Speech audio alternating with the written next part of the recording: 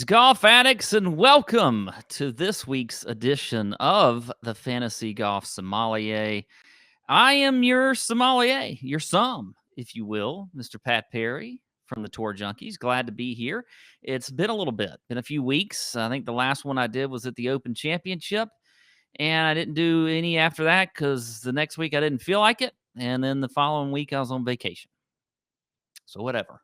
Here I am. I'm back again, ready to drop some wine knowledge on you and then talk about some of the plays of the week for the FedEx St. Jude Invitational, the WGC FedEx St. Jude Invitational at TPC Southwind in Memphis, Tennessee. We got a pretty good field this week. It's going to be a pretty difficult course, kind of a classic course that's been around a long time on tour before they even made it a WGC event. Now, let's talk about what I'm drinking, okay? And this week we're in Memphis. I mentioned that. One of the things that Memphis is well known for is barbecue. Yes, you got some ribs. You got all kinds of stuff. You got pulled pork, all that stuff. It's all great. It's fantastic. It's real juicy and meaty and not really good for you, but that's okay. That's all right. You know what you do need for that, though, is a good wine to drink, okay? You got to have a good wine with barbecue. And so I'm going to talk about one that I really like, and I think you don't have to drink this one. You know, Old Vine Zinfandel is a good wine for barbecue. And so I'm drinking some of that this evening. Now, actually, this is the first time I've had this one. And it is called Old Ghost, okay? Actually, Old Ghost. Can't really see that, can you? Old Ghost. Old Ghost. Yes. Old Vine Zinfandel from Lodi, California. It is the Clinker Brick Winery. And this is a fantastic one, actually. I've been told. I was advised by maybe a real sommelier that this one was a good one. It's about a $35 bottle of wine, so a little more expensive. But it tastes really good. And you know what? It's even better with barbecue. So I hear. So that's what I'm drinking tonight. Now, it has a higher alcohol content. It's like 15.9. It's pretty high for wine. So you really want to, for something like that, a little higher alcohol content, you want to make sure you let it breathe a little bit, swirl it around some, do a little swirl before you drink it, kind of get that real good taste in there, you know. We'll talk about the wine here in a little bit, but also, let's talk about a little bit about why the Zinfandel goes well with barbecue. And I got 3 reasons that it goes well with barbecue. Okay, just like I have 3 picks tonight. So I'll start with the first reason. One is, the classic sort of peppery aromas and flavors that you see in, or you can taste in Zinfandel. That smoky, peppery characteristic goes great with barbecue sauce. So that's one reason that Zinfandel is really good paired with barbecue. So let's talk about the plays of the week. And, I got to start with the price like a Sutter Home, plays like a Camus play of the week. And for me, that is going to be Max Homa. His recent form really isn't all that bad, but he's had just a fantastic year. Checks a lot of boxes, including ball striking and approach.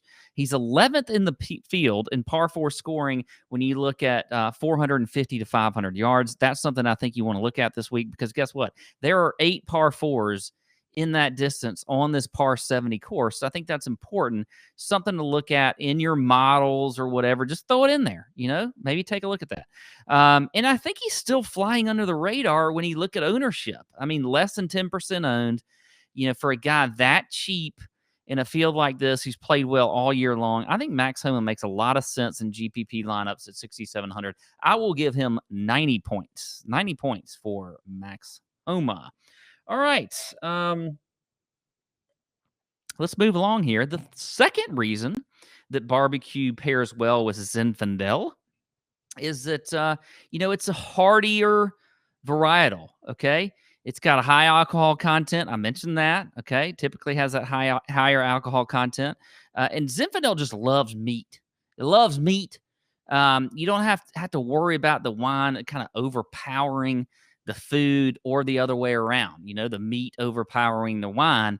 And I think that's good. They just pair perfectly together with how they're built and how they taste. Okay. So they just work well together, yin and yang, yin and yang. Okay.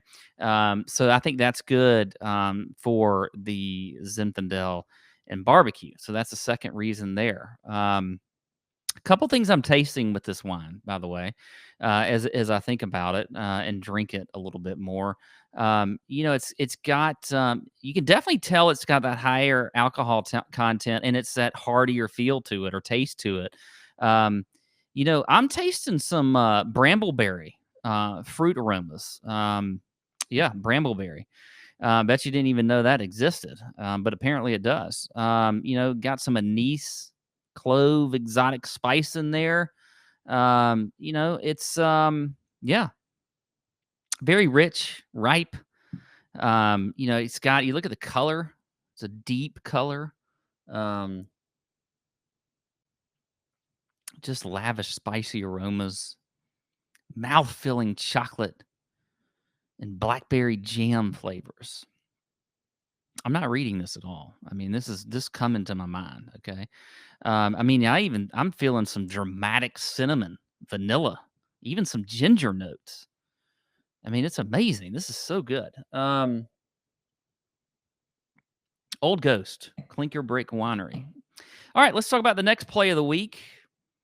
And that's the Boone's Farm Vintage Fade of the week. And for me, it's going to be Colin Morikawa. Now, Colin Morikawa is a good golfer. Okay, he's won a lot of events in his young age. He's won 2 majors now. He won the Open Championship just a few weeks ago. Didn't really play all that bad in the Olympics. Almost won a bronze medal. Got into that playoff with 7 people and lost. But still, there's really not a whole lot of reasons to fade Colin Morikawa. But I think you can build a lot better lineups by doing so and not paying that price of $11,000 for him. Okay. This is a no-cut event. We've talked about that.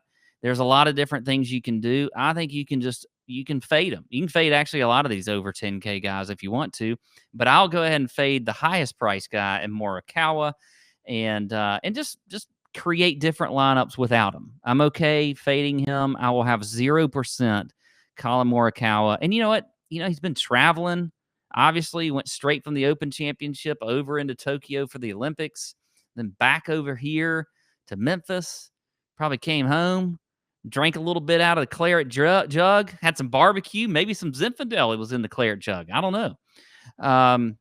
But I just don't know if he's going to be in his top form this week. So I'm going to give 80 points to Colin Morikawa for the WGC Fedex St. Jude. Okay. What else do we want to talk about? Okay. Last thing that, is what I would point to when you look at why Zinfandel pairs well with barbecue.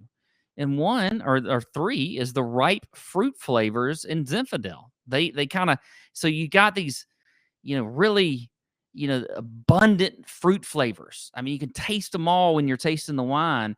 And that really brings out sort of the tangy, sweet, savory flavors. I can't even talk.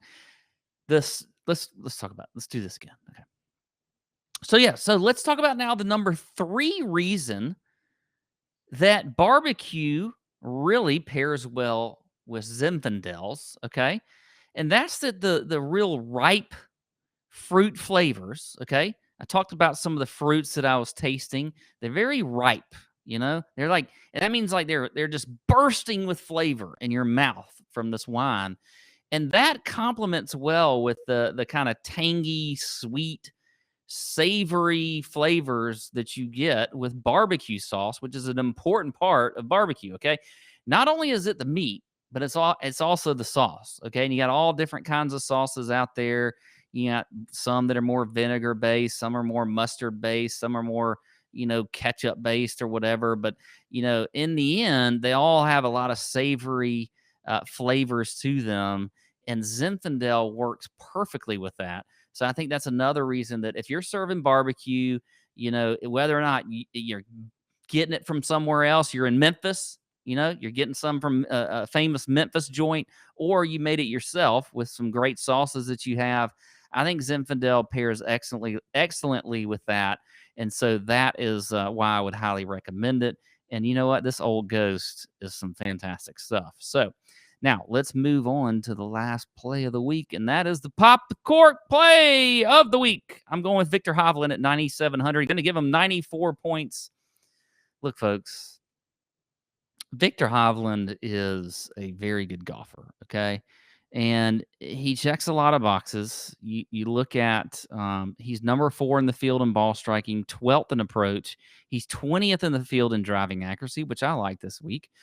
He's 15th in the field in par 4 scoring. I know he struggles with his scrambling and sometimes his putting and whatever else, but look, he's a super talented player that we're going to get pretty low owned this week, actually, the way it's looking right now. So at 9,700, you give me a low-owned Victor Hovland. Yes, I know he's traveling across from the Olympics and whatever else, but he is still in decent form, had a good finish at the Open Championship. So I like Victor Hovland here at 9,700. I'm going to give him 94 points. Okay, that's all I got for you folks this week. I may or may not be back next week. I think I'll be back. We'll see how this goes. Maybe comment on whether or not you think I should be back next week. And what you want to hear me talk about. Actually, if you don't think I should be back next week, I don't really care what you say. But if you do, then tell me all the things you've loved about the Fantasy Golf Sommelier this week or this year, and then what you might want to hear next week. Because I'm just here to drop some knowledge on you folks, and that's it.